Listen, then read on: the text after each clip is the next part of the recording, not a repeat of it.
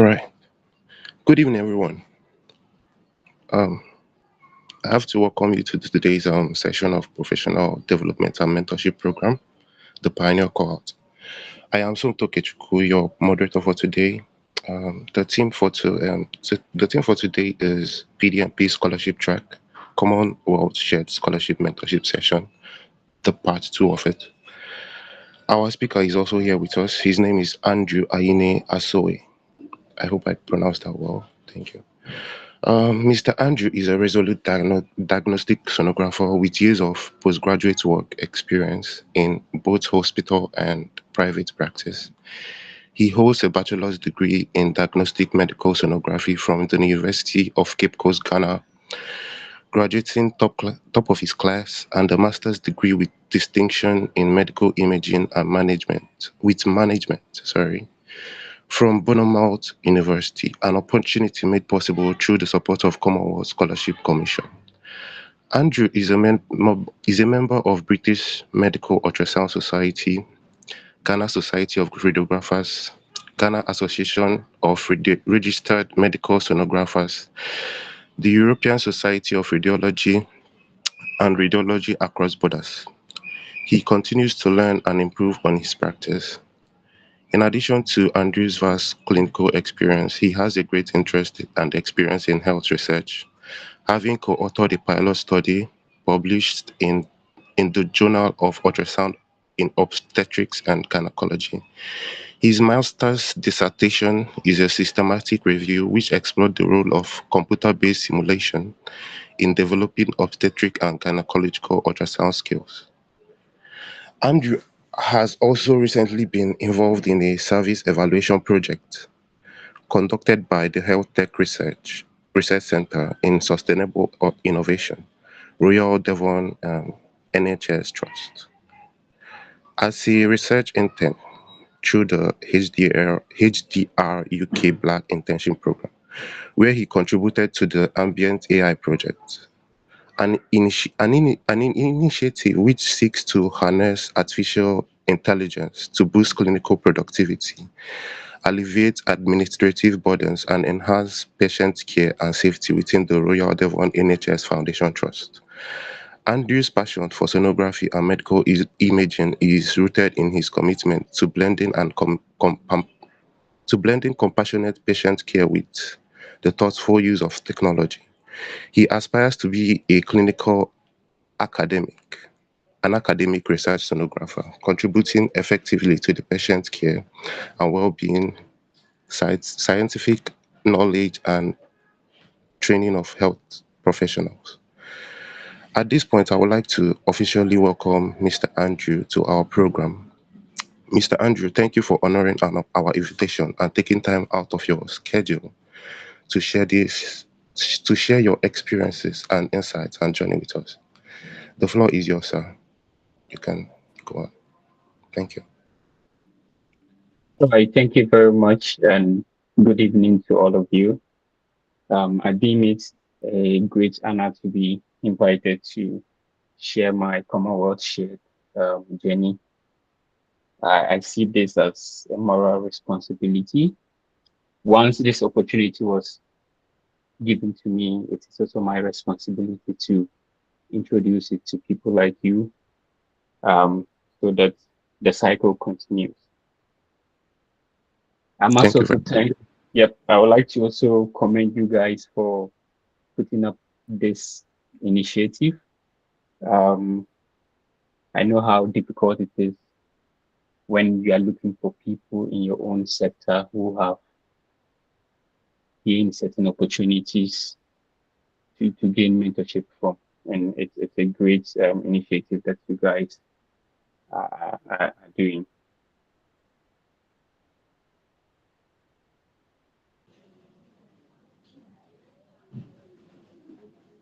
All right, so I think we can begin with a presentation.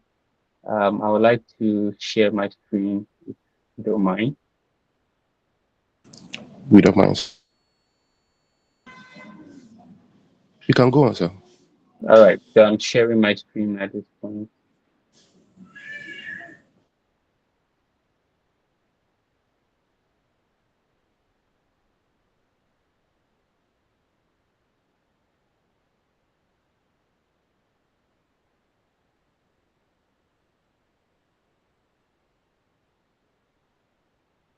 second. Can you all see my screen? Yes, sir, we can. Okay. All right. So thank you very much for a wonderful introduction. Today we are going to talk about the Commonwealth Shared Scholarship.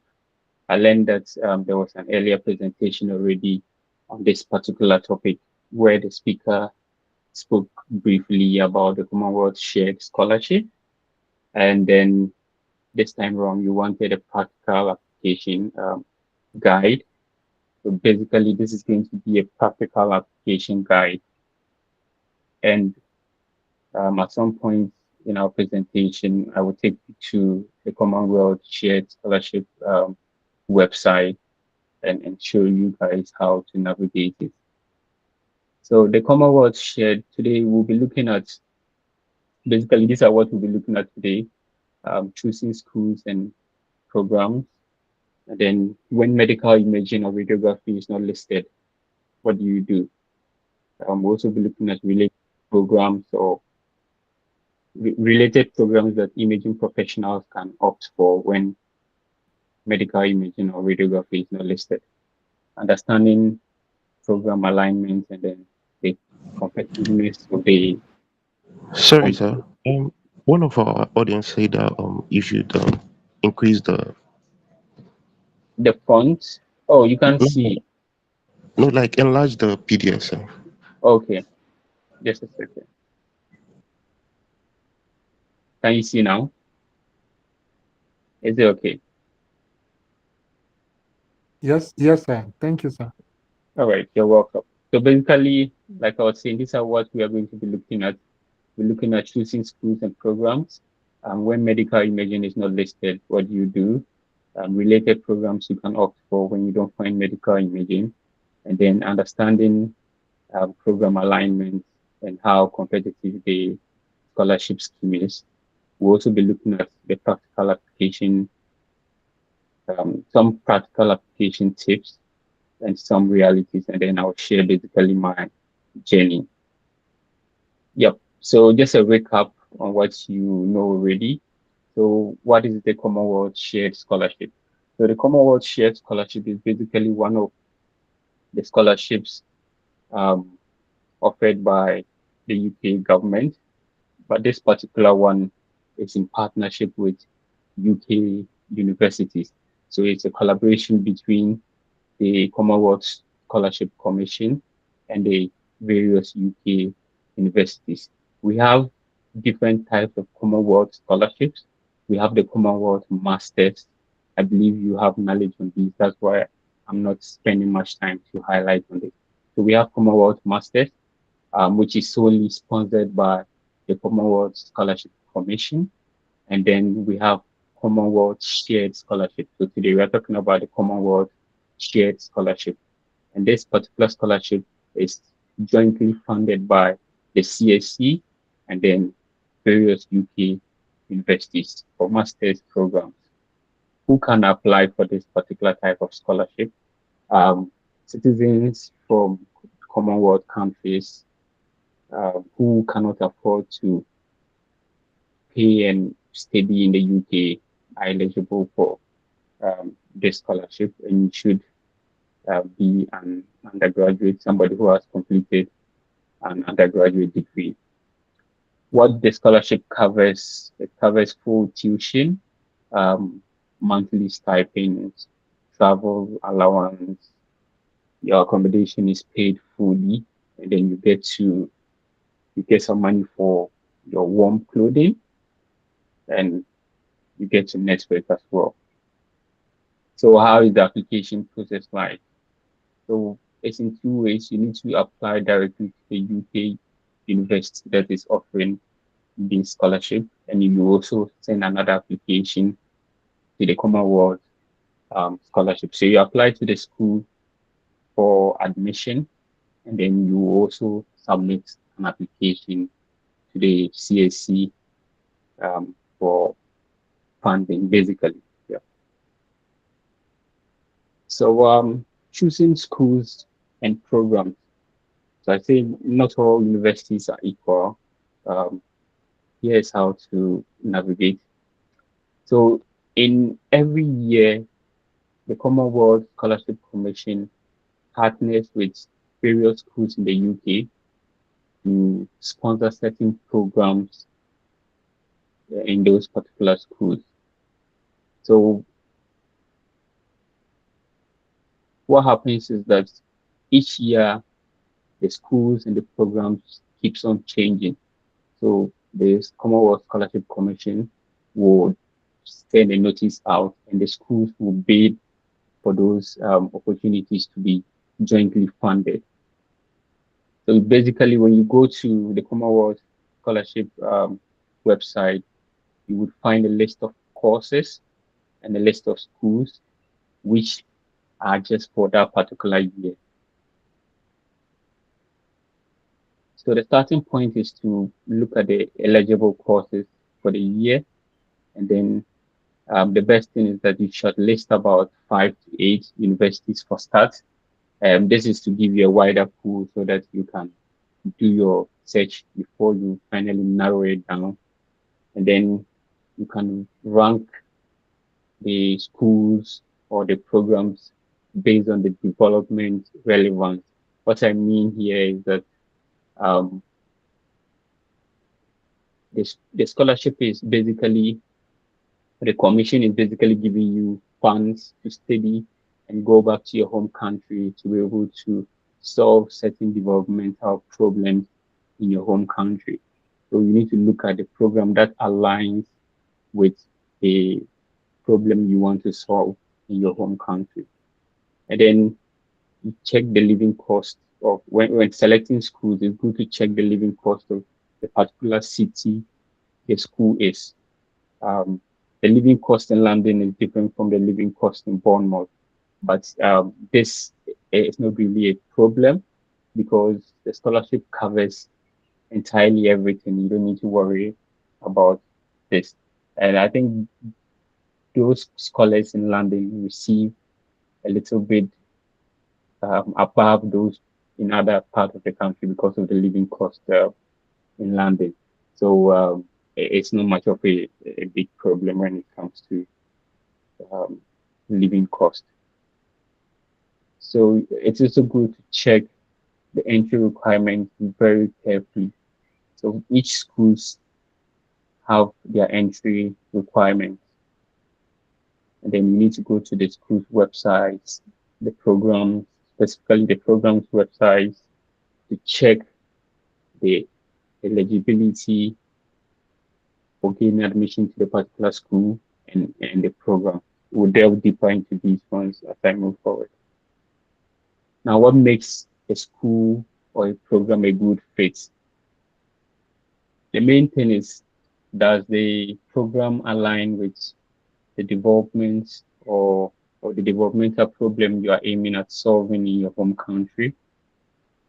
That is the main important thing, especially when you're writing your essays. You look at the program curriculum, go to each program website and check the modules within the program and see if you are given the opportunity to study this particular program. Will it help you? Will it give you certain skills to go back to your home country and solve the problem you would like to solve? And then you can look at the university's scholarship track record. I brought this point because sometimes it's very important to consider it when applying to schools or decide on the schools to apply to. Some particular schools in the UK get a lot of Commonwealth scholars, Commonwealth shared scholars. Because it's a joint or it's a partnership, schools are able to give up, some schools are able to give up more money to collaborate with the CSC in order to provide more slots for people to apply to. So when you go to, sometimes some schools will have like 5 slots, or some programs will have like 5 slots, others will have like 2, 3. Some can even get up to 20. So depending on the number of slots, those that will be given very least slots will be very competitive to get. But those with so many slots, sometimes it's easier to get um, those schools. The most important thing, you can also look at the research output of the particular faculty you are interested in applying to. This is mainly for people who are interested in probably doing PhD right after studying their master's degree, because the 1 year is just very short, and by the time you are done with your program, and what's next? So if your aim is to do a PhD, you have to be looking at, will this particular school or this program support me, or this faculty support me in area of research?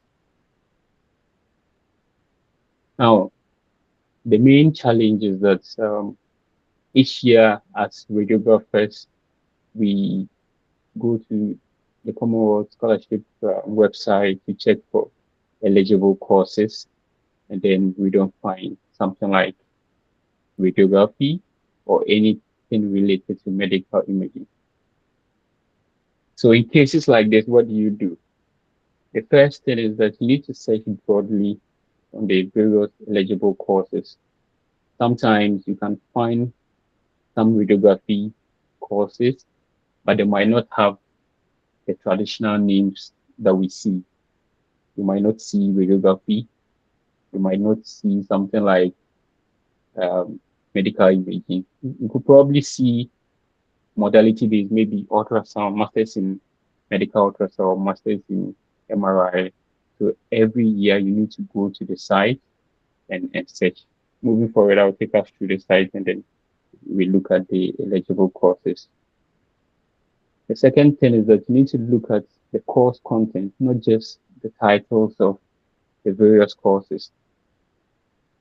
For example, you can have a title, a course title like MSc in Health Informatics, and then you see something like this, and then you ignore it because it's not related to um, medical imaging or radiography. But it's very good to go through the module or the unit within the program or course. When you do this, sometimes you can come across certain modules that are related to radiography or medical imaging. And this shows that the program is a good fit. But after studying that particular program, it gives you some transferable skills where you can apply to your professional background. You can also contact the universities directly sometimes to ask certain questions. Um, yeah, details are always on their website. Particularly UK universities are very friendly.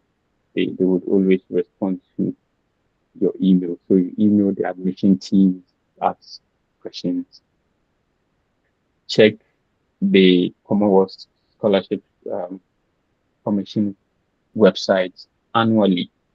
Like I said earlier on, this list is updated every year. Sometimes you can find a program this year, and the following year you won't find it there.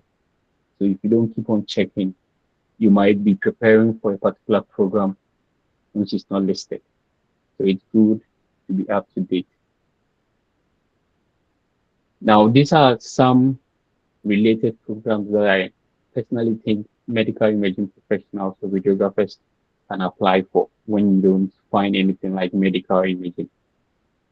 So with the clinical imaging, and these are basically what we can do as radiographers, the ones in the green box.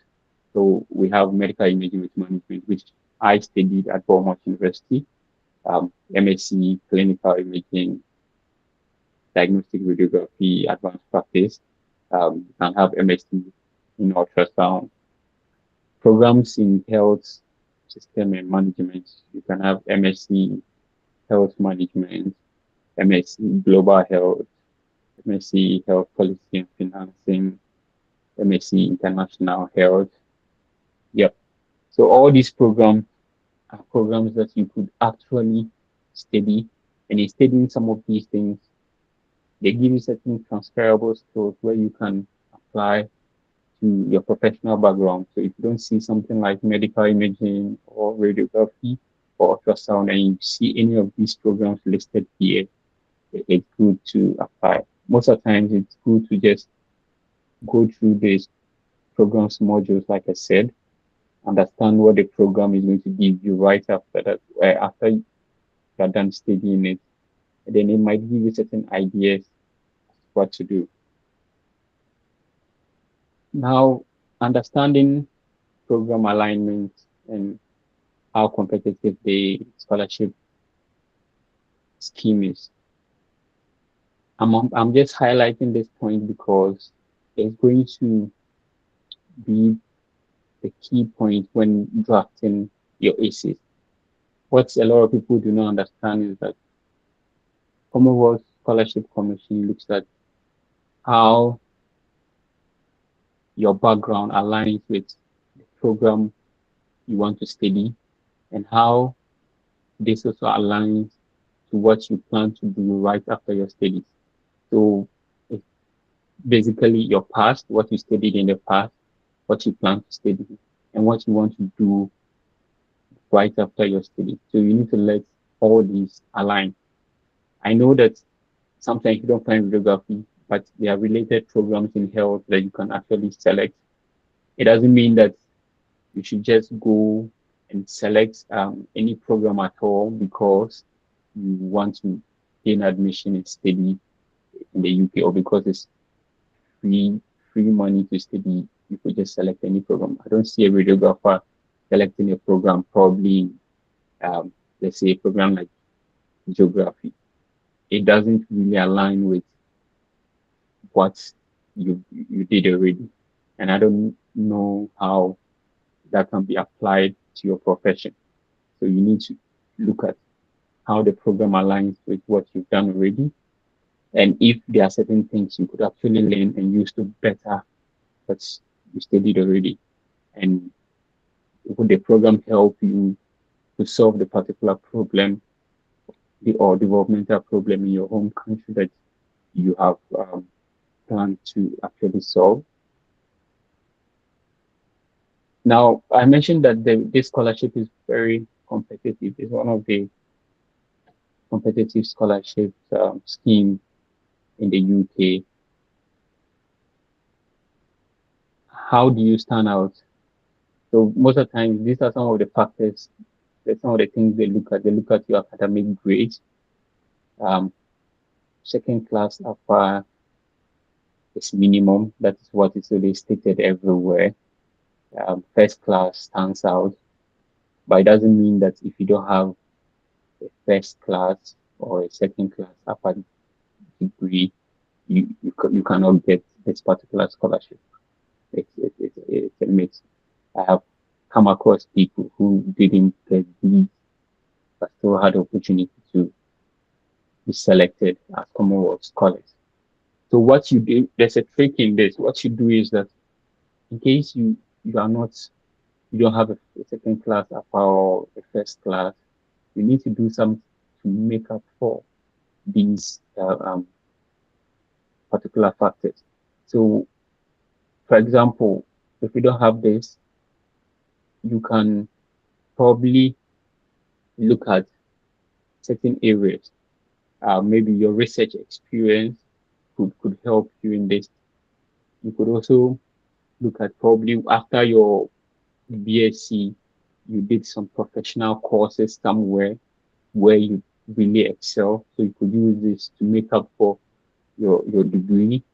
You could look at your licensing exam, probably right after your studies, you apply or you wrote a particular exam related to your field. You use all these things to make up for your experiences as well, your professional experience, and also make up for your grades because they don't just look at one aspect and then they look at all aspects.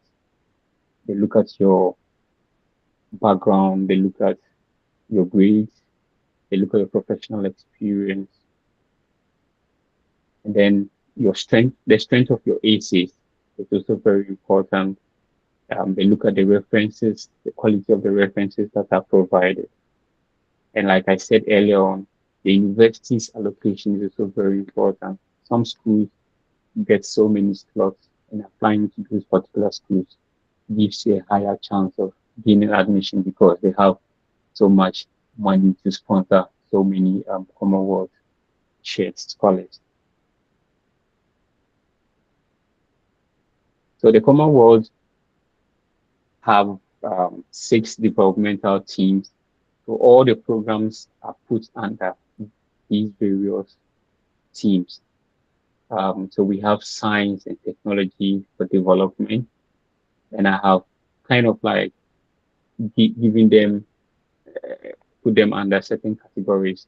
So those that are very relevant to radiographers, and those that are highly relevant to our field, and then those that are least. So I kind of like rank them. So with this particular, the first one, science and technology for development. Sometimes when you go there, you will find a lot of courses that are highly relevant to our profession, improving population health, health systems and capacity. This is mainly where you will find a lot of health programs. So if you are looking for a program related to health, this particular team, they are mostly listed under this particular team. Promoting innovation and entrepreneurship. Yes, you can find something related to radiography, but a very minimum. Strengthening global peace and security. This particular area is mostly reserved for a lot of social science programs um, related to peace, security, and all that. Access, inclusion, opportunity. This is also one of them, which is very minimal. And then strengthening resilience and response to crisis. Mostly list programs like disaster management and all that. Those are listed in this particular under this particular team. Now, some practical application tips. So the first thing is to look for the eligible courses list from scratch. Like I said earlier on, every year they keep on changing it. They change it every year. So you need to look at the particular courses that are listed there for a particular year. So let's take the next application cycle. The next application cycle will be October, November this year.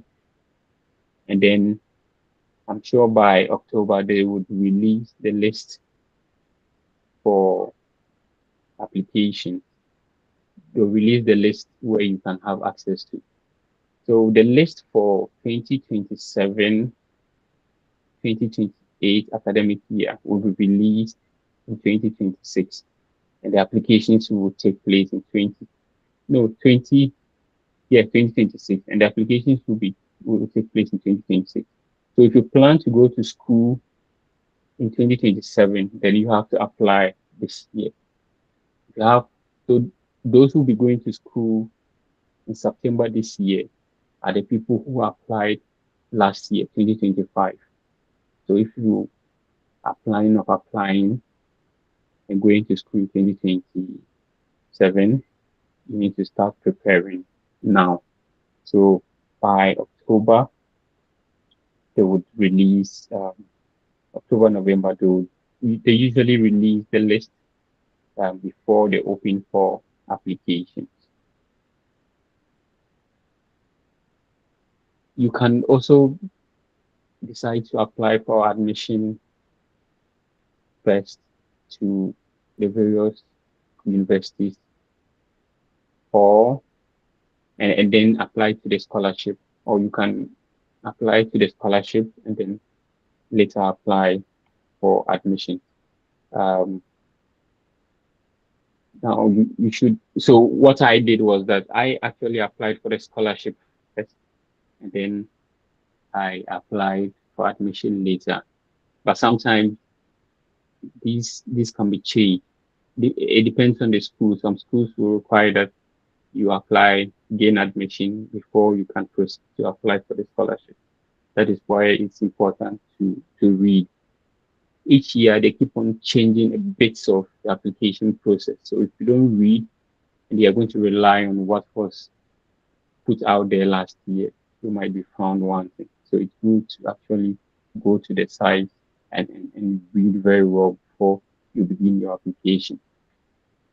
So tailor each application to each university. When you write your essays, when you write your SOPs, make sure you tailor each application to each university. Don't write one SOP and circulate it to all the universities you're planning of applying.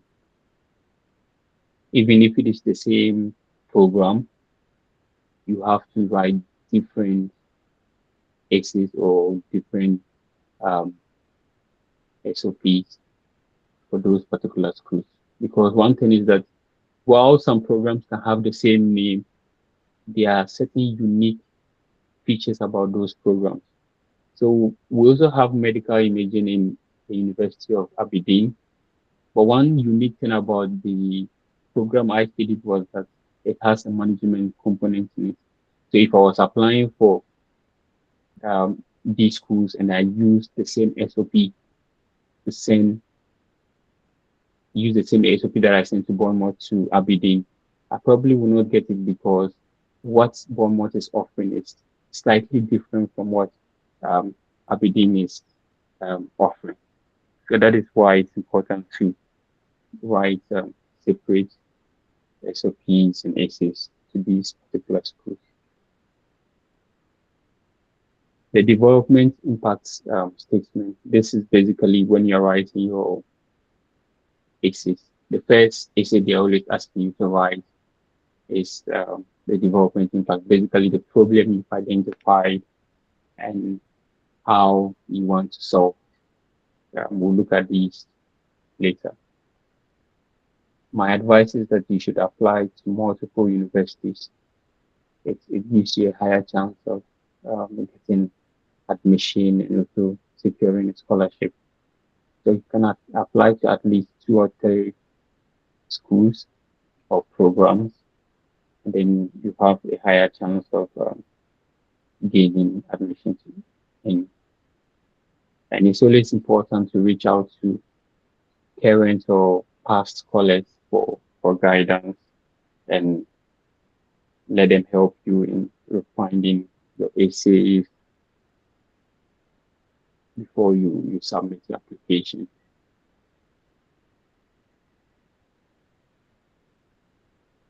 The common realities of applying to the scholarship is that rejection is part of the process. I'm sure probably there are some of you who have already applied to this particular scholarship and were not successful. It is not something that should discourage you. You should keep on trying. I know people who applied up to 3 or 4 times and then they finally got it.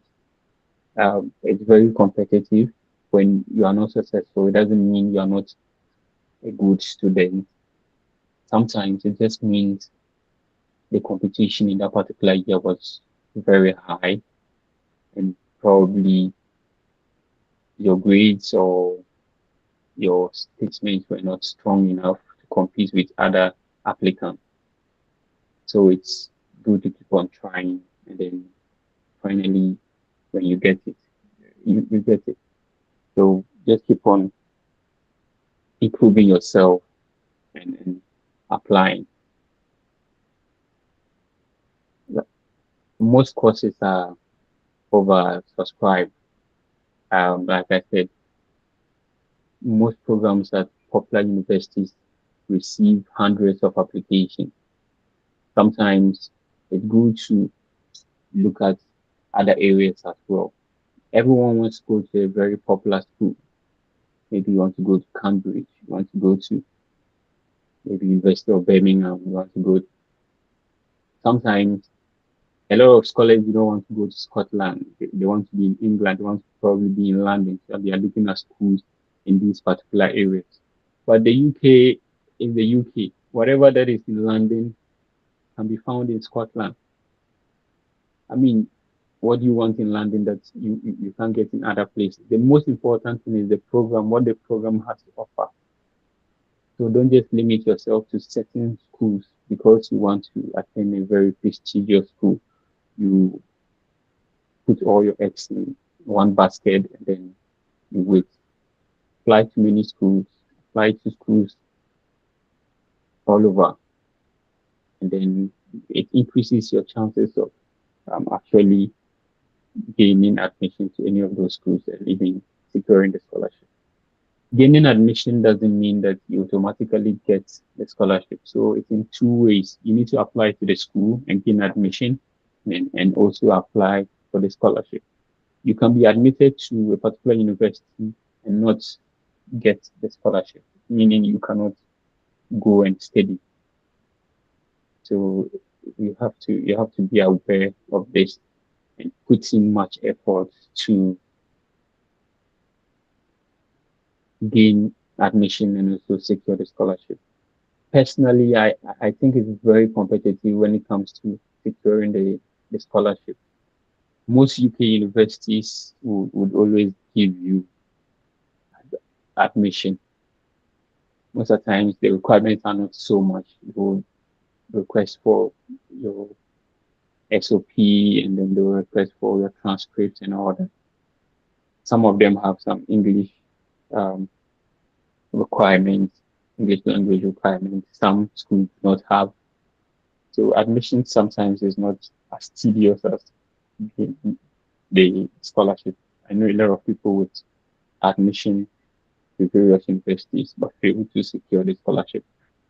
So it's good to start actually preparing for the scholarship itself very early. Like I was just talking about, timing is very important. Applications typically open around October, November, and close sometimes at the end of November or early December.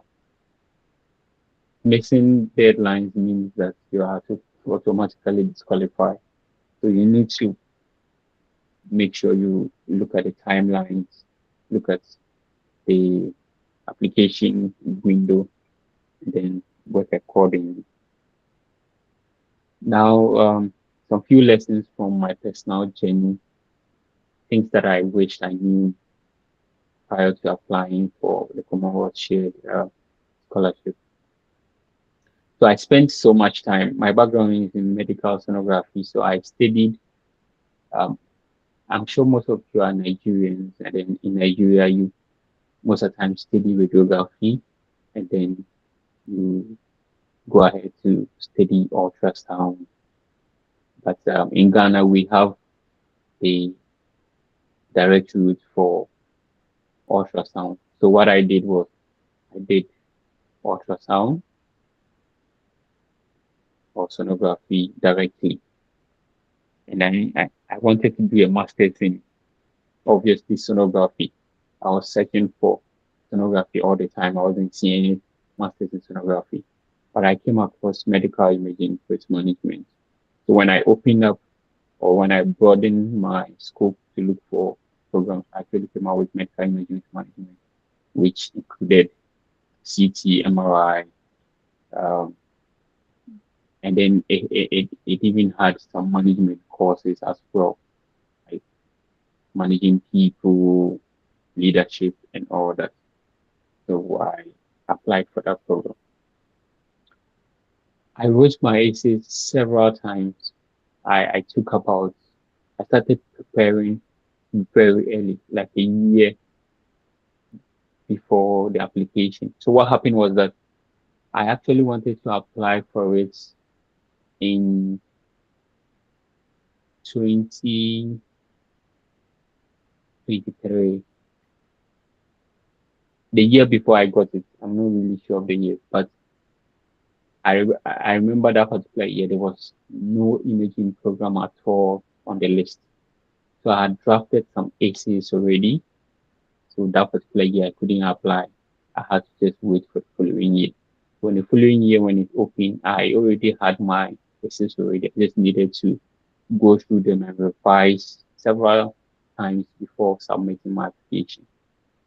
So it's good to actually start very early. You can decide to get admission first, which is very important. When you get the admission, you are done with it, and then you can get more time to then prepare for the scholarship application, which is very competitive. Yes. So one thing was my referees were very key when it came to applying for this particular scholarship. I had in mind certain people I wanted them to submit um, references for me, but I remember when it was almost time, it was difficult to get hold of some of them. Some gave excuses and all that. So it's good to, and the reason is that I didn't inform some of them very early enough to give them time to write these references for me. So if you want someone to write a reference for you, the moment you are planning of applying for the scholarship, get in touch with them, get in touch with your um, former lecturers, get in touch with your bosses at work, and speak to them about your intention of applying to the scholarship so that they have you in mind. Sometimes they can even write it for you and then you save it whenever you need it.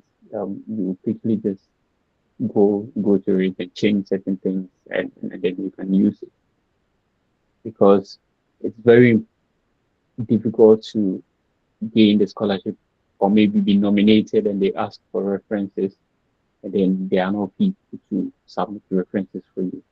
So your referees, you need to start talking to them as soon as possible. And one thing that really helped me during my time was keeping a scholarship diary. I kept a scholarship diary on my phone. Anything related to the scholarship, I was always just writing it in there.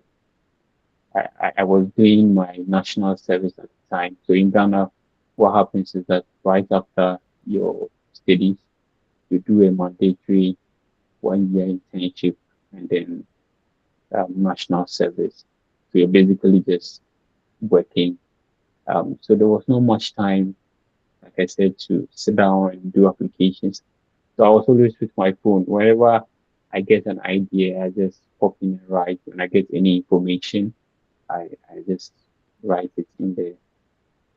So keep a diary and then document everything about the essay.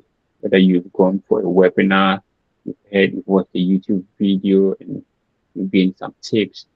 You're walking around, sometimes some random ideas will just come into your mind. You need to put all these things together. So when you are seated and then you're now writing your essays, you easily can get ideas very quick. These are some resources that really helped me when I was looking for programs and trying to navigate my way around some YouTube channels that I recommended here. I'll share the slides with your leader so that you can all get it. So, like I said, if you want to apply for the Commonwealth Shared Scholarship coming next year, you need to do the application this year. So the application window will be in October, November 2026 for the academic year 2027-2028. So if you want to apply, you need to start preparing yourself now. You need to start preparing now. So I'm going to take us to the Commonwealth Shared Scholarship website, and then we would look at something. So we just go to Google or any web browser and type Commonwealth Shared Scholarships. Um, the official website will be there, and this is how the official website looks like. Can you all see my screen? Can you still see my screen? Yes, we can. Okay, so this is how the Yes, sir, we official, can. yep, this is how the official website for the Commonwealth Shared Scholarship is. You have overview where you can read about the scholarship, the purpose of the scholarship, and all that. Um, how to apply. So when you come to how to apply, this is where you can find the approved courses for the particular year. So how to apply? They said application for Commonwealth Shared Scholarship for 2026, 2027. So that means those who be going to school this particular year in September. So these particular individuals have already applied. So they're the people who applied last year in October, November. So you have to be vigilant. You need to be visiting this site. The moment you see they are inviting application for 2027, 2028, and you know that um, this is the next intake, but this is for last year. So even the approved courses are for those who applied last year. That means those who will be going to school at the end of this year or in September this year. This is where you would find the approved courses. The moment you click on the approved courses, um, this is the page that appears. And these are the Commonwealth teams that I was just talking to you about. So the first one is access, inclusion, and opportunities. When you click on it, they'll give you the list of schools and then the programs. So, for example, we have Liverpool Hope University, and they have MA in Disability Studies, and then London School of Economics and Political Science. Then the program they were funding or they are going to fund is MSc Gender Development and Globalization. So this is how you navigate it. You go through all the schools and then the programs. When you find a program or a school that aligns with your background or that has to do with radiography or medical imaging or the particular problem you are trying to solve in your home country, then you go to the school's website. And so you go to the school's website and look for a particular program there, read about the program, read about the various modules within the program, the eligibility criteria, the application process, and all that. Each school, each program, and the application process. So you need to do a whole lot of research. So, like I was ranking them, so you see this particular um, team, we don't find a lot of health programs in this particular team.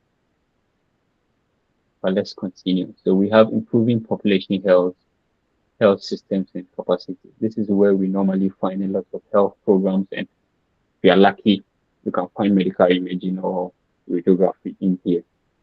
So we have MSc Public Health and Health Promotion. This is a program that basically every health professional can do. If you can really talk about how studying this program will help you solve certain issues in your home country, it's a very good program. So if you don't find radiography or medical imaging and you find something like this and you think it's something that you're passionate in public health, you can go for it. We have masters in research in clinical research. This is something that basically radiographers can go for. MSc Health Psychology, MSc Mental Health Studies. Yes, mental health psychology. Normally they do a lot with MRI stuff. So if you have a background in radiography and then probably in future you want to do a PhD in neuroimaging or something, it's good to do a master's in probably psychology or mental health to give you that background in order to do a PhD in neuroimaging in the future. So you just have to have a very good alignment. Look at what you've studied already. Look at the programs. Does it have anything to do with what you studied? And after studying it, how will it help you to solve the particular issue you want to solve in your home country? So these are some of the programs that they listed for last year. That is this particular academic year intake. This list will be changed for the 2027-2028 academic year. So this time around, my school didn't get slot. My school had slot in 2024. That is my year. After my year group, we didn't get any slots. But we are hoping that the next intake, Bournemouth University, would gain the slot for the medical imaging program. So this is the most important place to come when you are checking for the courses and the programs. Now, promoting innovation and entrepreneurship, these are the programs listed there. Mostly social science courses, economics, and all. You can even see something like health economics. It's a good program that you can study all these things. Science and technology is another area. There was a question that was asked in the comment. Oh, okay. So I would take questions right after I'm done. But if you want me to answer that, I can answer that. Okay, you can take it anytime. I don't have access to. Can you quickly just read the question for me? Okay. They asked. So does this mean that medical imaging was not listed last year by any school? Okay. Yes. So last year there was no medical imaging listed. So like I explained earlier, what happens is that each particular year, the UK universities kind of like apply to the commission to partner with them to fund certain programs. So it's like the schools also do a kind of application to the Commonwealth Scholarship Commission to get a slot. So sometimes we are lucky that medical imaging programs are listed. Sometimes medical imaging programs do not make it to the list. So in that case, you then need to broaden your scope to look at other related programs. Is that clear? Yes, it's clear. Okay. Yep. So these are the programs listed here. You can go through them later on. So we'll just go back to the main site. So we have just opened how to apply. That is where you find the approved courses for the particular year. You can also view all the participating universities. So when you click on all the participating universities, it will take you to this particular site where you will see the university and the available or the number of scholarships that they are offering. So this particular school has only 2 slots. You can see some other schools have like 8. Bournemouth University had 2, but medical imaging was not listed. I think this particular 2 scholarships they were sponsoring some programs in disaster management. There was no medical imaging program there. So you can look at the schools, look at the number of available scholarships. Some are getting 6 slots, a lot of them are getting 2 slots.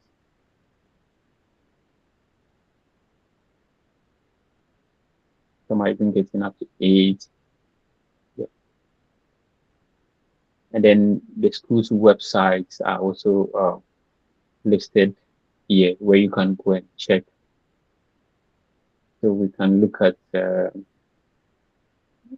school that I went to. You can look at Bournemouth University. Medical imaging was not listed, but when we go to Bournemouth, the email is there. Sorry, just click on the website. So when you go to the website, you can find the various courses. So it's good to look at the courses first. If you see any course that is of interest to you, then you go to the section of the university, get the university's website, and go and check on the particular program and the application process for that particular program. There you can then submit an application for admission, and then you can apply for the scholarship as well. Sometimes you could just be doing them at the same time while you're applying for the admission. You also be preparing your essays to apply for the scholarship.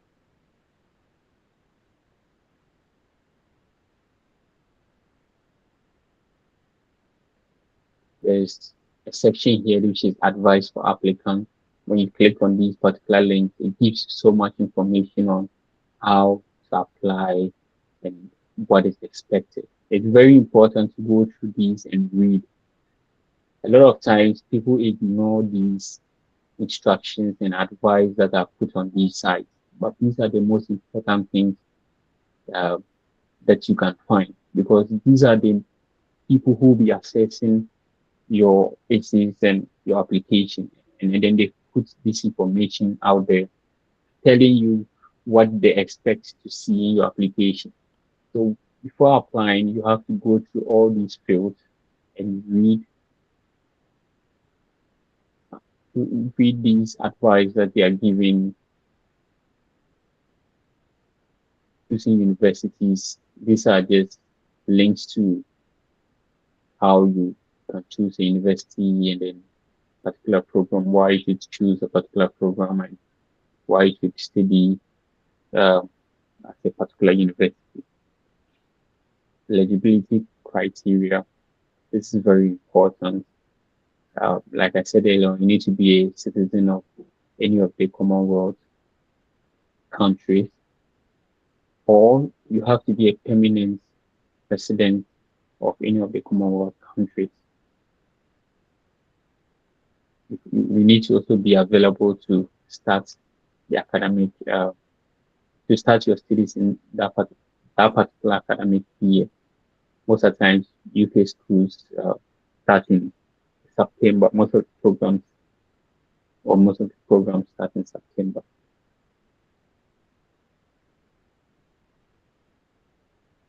Yep. So these are some of the eligibility criteria. Now, the eligible countries are also listed here. Bangladesh, all these ones. We have African countries as well. We have Nigeria here. We have Togo, Tanzania, Zambia, and all that.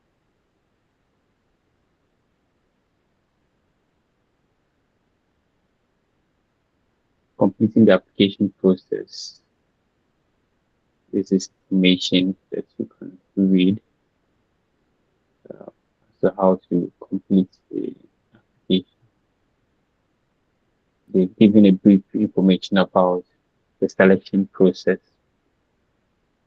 So each participating UK university will conduct its own recruitment process to select a specified number of candidates to be awarded the Commonwealth Shared Scholarship and put these forward to the CSC. So what it means is that, first of all, when you submit your application, the various schools will assess your application and then nominate a particular number. So they usually nominate a number more than a particular number of people they are going to award the scholarship to. So let's say if a school had only 2 slots, they can decide to nominate up to 4 or 3 people and then send the names of these people to the Commonwealth Scholarship Commission, which would then confirm um, the scholarship. They also do their own assessment and then award some people.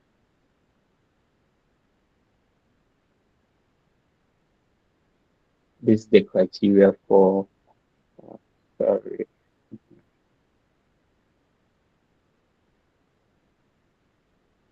Yes.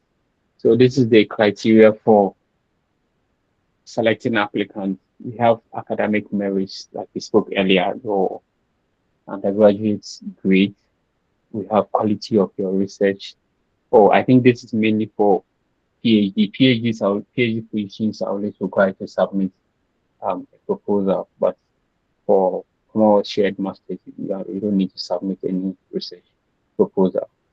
It's merely your academic merits, and then the essays they will require you to, to write and submit.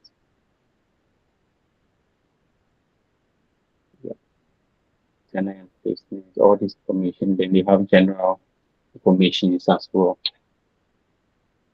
Um, I've also taken time to write out the various questions they'll be asking. Um, this is also another webinar on its own when it comes to writing the essays and all that. Maybe we can plan another one, but this is just brief information. And these are some of the questions they normally ask when you are writing the essays. I also send it to your leader so that they share with you so that you can have a brief idea about some of the questions they will require you to answer. So all these questions are asked, but you're going to write them in the form of essays. So the first part of the essays is what we call the development impact essays. And these are the questions under that particular section. The first question is how your proposed to be relates to A, development issues at a global, national, and local level. The B is development issues connected to your chosen CAC team in the wider sector. So basically, what this particular area requires you to write about is the development challenges in your home country. So you need to identify a particular development challenge. So let's say if there's a particular challenge in the radiography sector in Ghana or in Nigeria, and then that you've identified, you need to make sure it relates to one of the Commonwealth Scholarships Commission teams that I mentioned earlier on. And then the second question is how you intend to apply your skills and qualification when you return home. The first essay, you are only given 200 words to answer these questions. You need to write it in the form of an essay. You don't just answer them directly like each. You need to answer them in the form of an essay. And then the second question, how do you intend to apply your skills and qualification when you return home? 100 words to write that. And then what you expect will change in development terms following your studies. So basically, the specific ways you will contribute to the development sector in the short, medium, and long term. When you finally return to your home country, you are given 250 words to do that. How the impact of your work could be measured. You'll give 100 words to show how the impact of your work could be measured. So you see, the word count is always the issue. It's very limited. So if you wait the last minute to write the essays, that is where you find yourself wanting. The tool to start early. When you start early, you are able to write a lot, and then you keep on refining as you read your essays over and over for it to meet um, the various criteria and then the word count. Yeah. So the second aspect of the essays is the study and career plan, which talks about the study outline, the detailed plan of the study, looks at objectives during your studies, career plan in 5 years following the award of the scholarship, your long-term career plans, and all that. So the selection panel will want to understand how your proposed study will assist you in your career. They said describe the skills that you expect to gain from this scholarship, your career plans once you return home afterwards. So this is where you have to indicate what the program entails, what sort of skills will you gain when you study this particular program, and how will those skills help you to solve the developmental issues that you studied or you stated earlier in writing these particular essays. And then you look at this is where you also demonstrate or you write your career plan, your short-term plans, medium and then long-term plans. Now we have the aspect of the personal statement and then the voluntary and leadership experience, where you are required to write a personal statement, 500 words, and then a voluntary and leadership experience, which is 100 words. I just want to put out a disclaimer that some of these things might change. I think I was reviewing some people's essays for I was reviewing some people's essays last year. I realized that the application process has been changed a bit. This is how ours was structured. So if you don't go and check each year, you might find yourself wanting because you might start preparing for something that they do not require. So you need to read, go through the instructions. Each year they keep on changing just little things about the application process and some of the things they want. It might not differ so much from what I'm presenting to you. Most of them will still appear, but it's good to still go and check. So when applications are open, it's good to start the application process. You can always go back to it at any time. You start the application process, you look at the various questions they want you to answer, and then you can then start preparing for that. So what you can be doing at this stage is that start getting your documents ready. If you don't have a passport, you get your passport ready. You get the transcripts, your degree certificates. You start looking at certain developmental issues in your home country and how you intend to solve those particular issues. Start doing these things. If you don't have leadership experience, do something, volunteer. If you don't have research experience and probably maybe your grades are not really good or you want to do something to cover up for that, you can do some research. You can join people who are already doing, collaborate with other people to do research, and then you can use that to make up for your grades. You could also write certain professional exams and or take certain courses, maybe online courses to make up for your grades.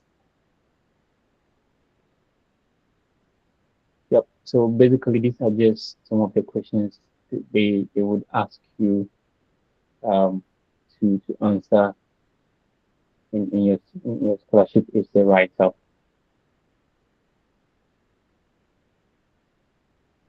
All right. So thank you very much for your attention. If there are any questions, feel free to ask.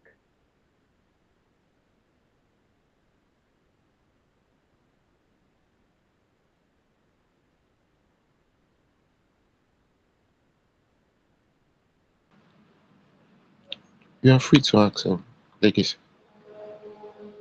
Okay. Good evening, sir. Thank you so much for the wonderful presentation.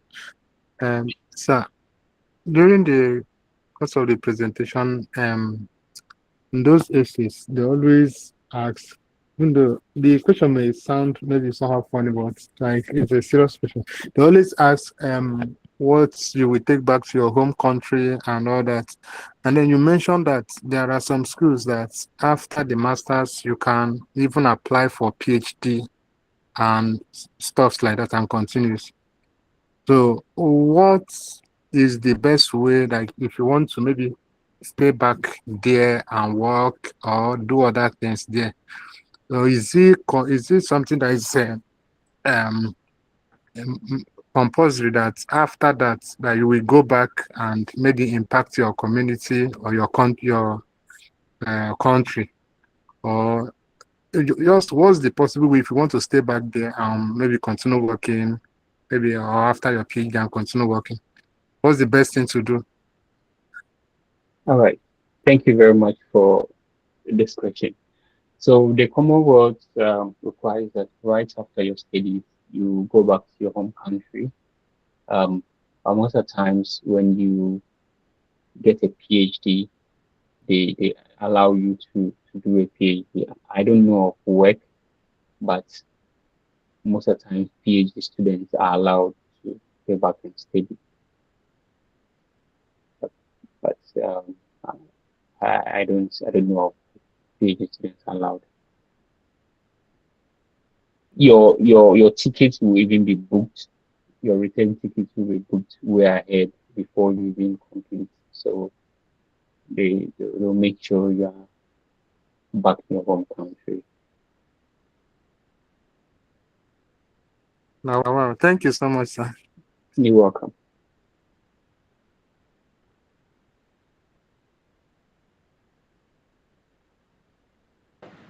Does any other person have any other question?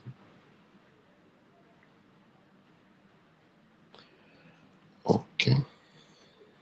Sir, okay, there's this question, but I don't know, it does not directly relate to Commonwealth, but it's University of Bristol. I don't know if you know about University of Bristol. There was this application last year that came out on AI in medicine and health. So one of my friend applied. I was also trying to apply, but one of my friend applied, and we're in the same class, the same course, the same everything. So they sent her email immediately, almost the same day. And they say something about, I cannot put it exactly the way they put it, but something about saying that the school is it that is not recognized or something like that. And the school I'm talking about, the course is not recognized, and the course I'm talking about is medical radiography in University of Nigeria. So we are confused, and we don't even know what it's all about, because it's also a scholarship that some Nigerians have also gotten and all that. So I don't know. It does not relate to this Commonwealth, but is a University of Bristol. Um, there's the name they call it, but I've actually forgotten. So I don't know if you know anything about that, sir. Yep. So I know the University of Bristol. I have submitted a PhD application to the University of Bristol as well. So what happens is that when you apply for admission in a particular school and then you send your document, they try to verify the authenticity of your document. So they try to contact your school, your previous school, to find out if your documents are very legit.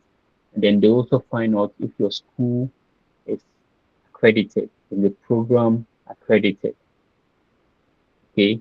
So when they don't get these information, that is the only way they'll write back to you and say probably the program you studied is not accredited or it's not recognized. So in that case, you need to go back to your university, your previous university, and let them write to the school, let's say the University of Bristol, explaining that the program is actually accredited and it's recognized. And I think it will be fine. Oh, Are you thank okay? you so much. Yes, sir. Thank you so much. Welcome.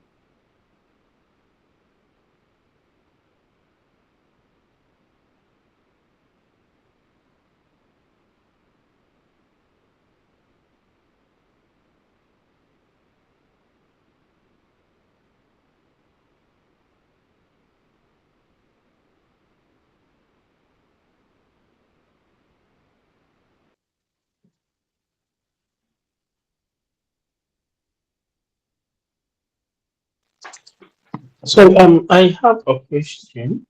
I think you've already highlighted it a bit, but I just want to reconfirm. So when you mentioned the essays, what would you advise someone like, for example, that has gotten the documents ready and all and wants to like start okay writing down the essays and keeping because I mean, for example, someone that wants to apply for multiple scholarship and wants to start preparing early because you made mention of that things like change, right? And would you have advised the person to start writing the essays based on what you've listed now?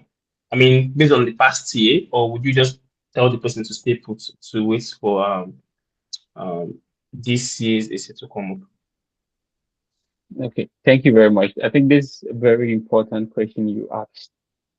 It's very dicey. It's very dicey in the sense that these programs are changed every year.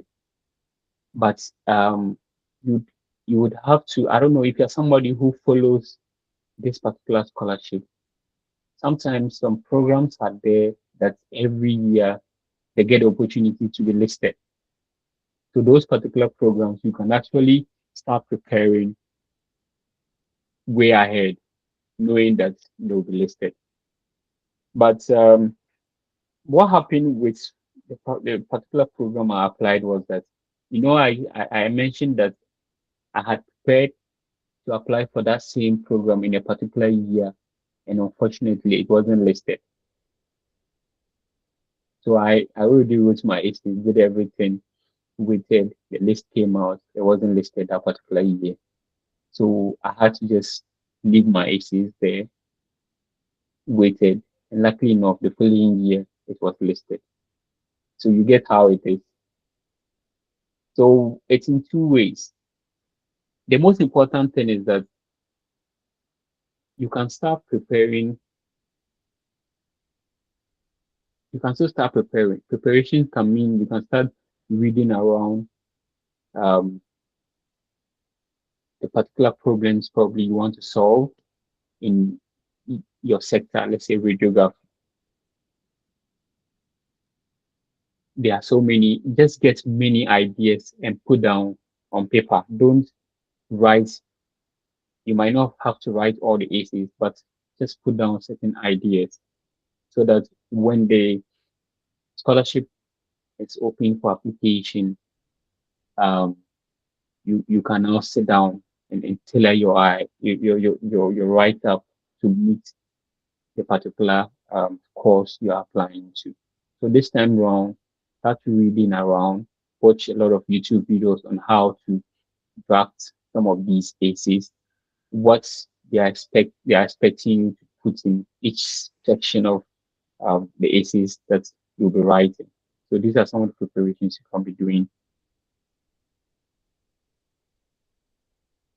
Have I answered your question? Yes, you have. Yes, you have. Sorry, I have one more question, right? This might actually sound a little bit personal. So, Okay. you made mention of you trying to submit, and you found out that oh, the course was not listed. Then you have to wait back to another year. I mean, for someone that have done that, it shows like a mad level of confidence, right? I mean, some people will just like, okay, let's look for the course that are listed this year and try our hands on them. But you saying that, oh, you dropped and waited, it means that, I mean, you can't be too sure, but it means that you are sure in a way that, oh, you have a very strong application, right? So my question now is there any, I mean, there should be insider tips in these things. Is there anything you did differently because it also shows, I mean, your stock also shows that it is a one-time application. It was a one-time application for you. Like, is there anything that you did differently, or you're noticing that people are doing wrongly, right? Especially someone that oh has the grades, has the research publications and everything, but they're still not getting it. I mean, we've seen cases of that too, right? Is there anything that you did differently, or you notice that people are doing wrongly? Mm. Yes. So what I can say is that I applied once and I got it. Um, one reason was that I had guidance from people. I had guidance from people. So I had guidance from someone who actually studied that particular program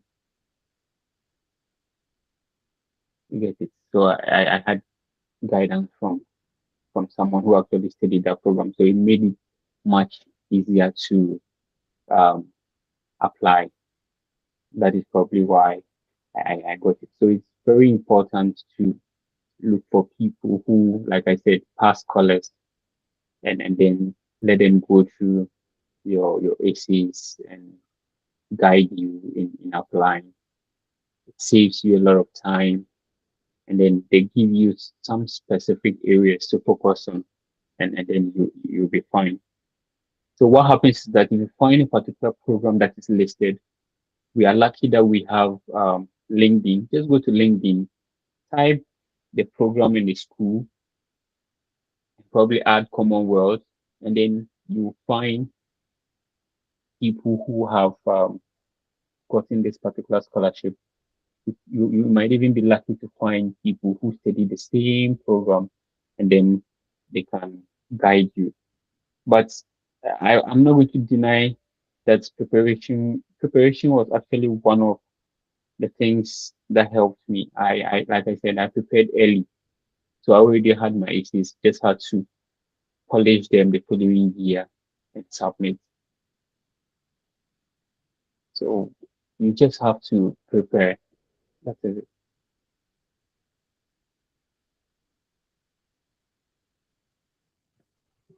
Okay, thank you very much. You're welcome.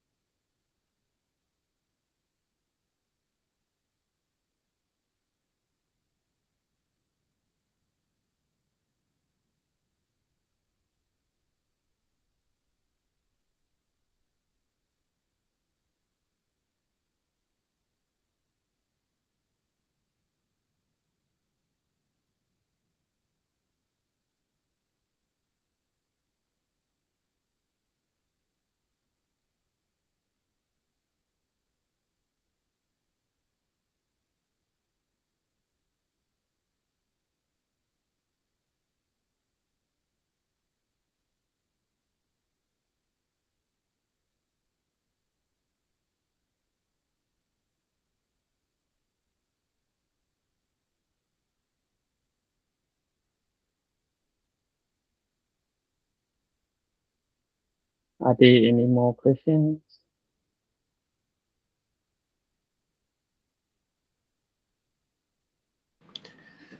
Since there's no more questions, I would like to give the give it back to Chijoke so that he would give the vote of thanks. Thank you. Yeah, sorry, can we hear me? Uh, First off, I would like to thank you, Mr. Andrew, for a very insightful and wonderful presentation. I mean, this has brought a lot of clarity for us, right? Especially how you showed us stepwise on how to go about these things. We don't actually take it for granted at all. And for you honoring our invitation, despite your own busy schedules, and we say thank you very much. And I don't know, I think I highlighted it the first time I reached out to you. I don't know whether, I mean, you're a very busy person, but currently, let me share my screen so I can be able to show you what I'm doing. Okay. Can I? Okay, can we?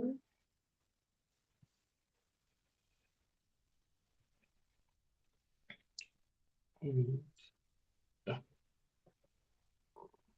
So this happens to be the last section for the scholarship track for now. Or if you see other opportunities in June, would probably bring the person on. But this happens to be the last section we've had. I think this is the sixth section. We've we've talked about Commonwealth Shared Scholarship. We've talked about uh, Chevening. We've talked about Marie Curie for ladies that are interested in nuclear medicine and radiotherapy. And we've also talked about funded opportunities in Canada. So we're about entering applications phase three, because one of the things we keep hinting was preparation, and we want to start early. So we want for people that after this we're going to like streamline people that want to try out the application this year. We're begging, For example, in Commonwealth Shared Scholar, I think we have about three mentors. You, another guy, the person that had the first section. Then I don't know whether you know Mr. Aka. I think Joseph Aka. He's from Ghana too. So we have like three mentors in this section. So it's not going to be like very bulky. Like for people that want to actually try out their application this year, is there a possibility for them to like, I think two people at most to be paired with you personally, then you work with them, look at their applications. I mean, when the application window opens, we're going to reach back again. So you work with them, look at their applications, their essays, just to kind of improve their chances. I don't know whether that is possible from your end. Yeah, definitely. I'll be willing to support people to apply for the scholarship. I'm even happy you mentioned that Joseph is Joseph is actually a friend. He was the main person who guided me in applying for this particular scholarship. So it would be good to help some of you to also um, get it if it's possible. Yeah, Okay. Thank you very much for that, sir. Thank you very much, sir. you're Um, welcome. so guys, I think the ball is in our court, and sorry, yeah, I think the ball is now on our court, and we're going to be sending a lot of links and materials, and for people that want to write IELTS and standardized exams. I think Aspire Leadership Program, that's the only institution I know that is giving fully uh, grants, funded grants for these graduate standardized exams. I think the first window has closed. The second window should be opening around August. If you've not done Aspire Leadership program, it's a leadership program by Harvard University. You can, I think, application for cohort of 2020. I think third cohort of 2026 is currently ongoing. You can apply. It's a 3 months program, and it's not actually very tedious. 3 months program, you do it, you finish it, and you're eligible to apply for graduate or academic advancement grant, which could cover your IELTS or any other standardized exams you want to write. Any other information we hear, we also share it in the group. And if you have information too, please, we don't hold the information here, right? You also reach out to any of the admins, and the information will also be passed across the group. Once again, thank you very much, Mr. Andrew. Thank you very much for such an insightful section. And for all of us that stayed to the end and that has followed from the first section down to the seventh section, I mean the sixth section rather, we say thank you. The documents that Mr. Andrew talked about will be shared in the group this night once we get it from him. And yes, we'll push every other information would be done in the group. Thank you very much, everyone, for joining today's program. Thank you very much again, Mr. Andrew. And we hope you have a wonderful day and enjoy the rest of your day. Bye bye, everyone.